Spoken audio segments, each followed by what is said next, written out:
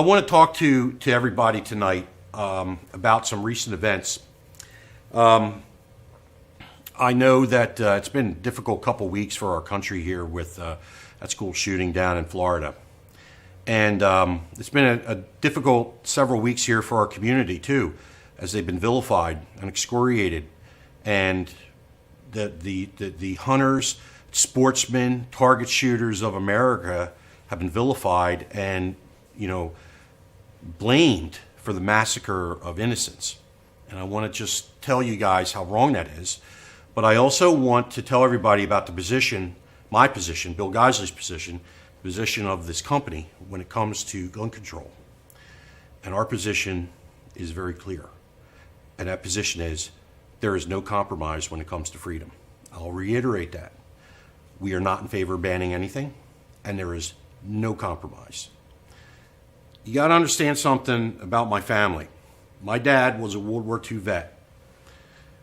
His heritage is 100% German from southern Germany. My mother, she's Hungarian.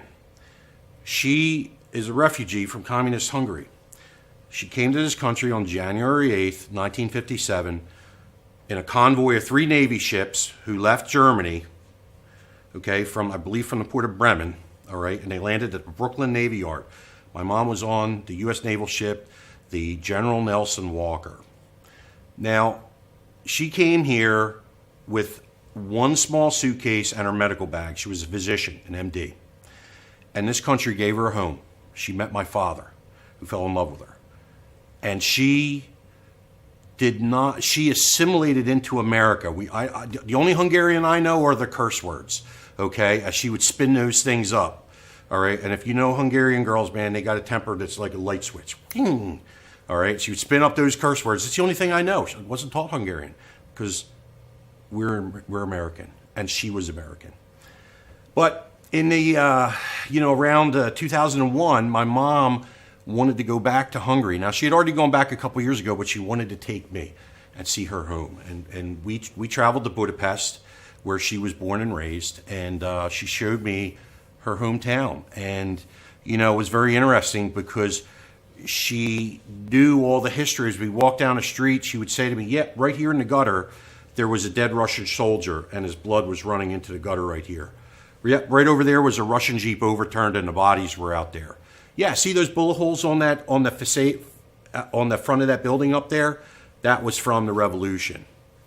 Yeah, right here in this square, there was a line of Russian tanks, and I walked right in front of them, wearing my medical uniform with the red cross on the arm, carrying my medical bag.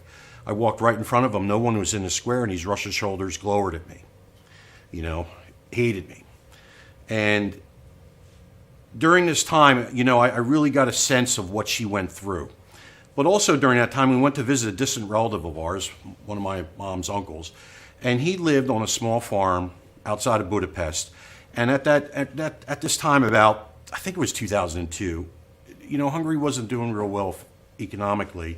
And he basically lived kind of a subsistence life on a small dacha or farm where he grew his own food, he had chickens and things like that. He lived with his wife and his small daughter.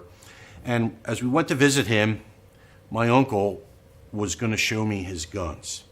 And he showed them to me, and he went and got an Anschutz 22 rifle bolt action. And, you think of Anschutz and you think of, like world-class Olympic rifles, all fancy with the adjustable stocks and all that. And this was kind of like a plain Jane, almost like a Marlin 22 or an old Stevens or something like that. Very plain stock. I believe it was a single shot. I can't remember. It had iron sights. And he showed me this Anschutz, and I looked at it, opened up the bolt. Yeah, real nice. I like it. Then he showed me a shotgun. It was a double barrel over and under. I believe it was made in Turkey. And I complimented on it. I was like, yeah, that's nice. I like it. And then he handed me some shot shells. I think this was a 12 gauge. And I looked at it, and these looked like Brennecke. The clear ones, all right, you could see the shot through it, and it was buckshot. And I'm looking at the shot at the shells, and I'm like, yeah, right, pretty cool. And my uncle is talking to my mom in Hungarian. And of course, I don't know Hungarians. And he's, very animated talking to my mom. And I say, Mom, what's he saying? And she says, they're illegal. I'm like, what's illegal? She's like, the bullets in your hand. I'm like, what's illegal about them? And more discussion between my uncle and my mom. And my mom says, it's the size of the ball. It's illegal. I'm like, the ball? I mean, you mean the shot? What's illegal about him? It's too big. He uses these to shoot the boars when they come in and try to raid his garden. Look, that's our destiny if we compromise with the people in this country who are anti-freedom. All right? That's our destiny, your children's destiny, and the destiny of future American generations. A .22 rifle, bolt action, single shot, and a shotgun where you'll go to prison for having buckshot.